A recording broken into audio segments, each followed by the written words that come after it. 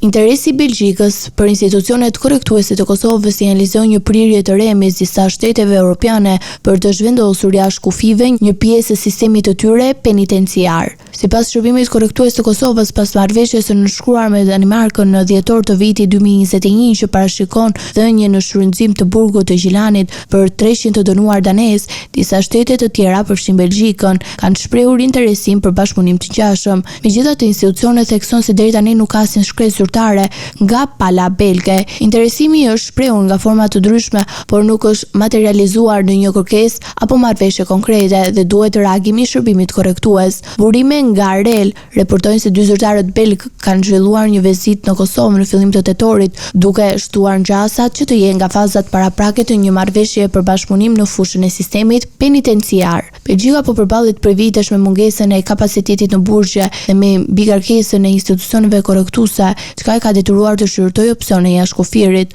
por planet për të sjellë të dënuar nga vendet e BE-s në Kosovë nuk ka kaluar pa polemika.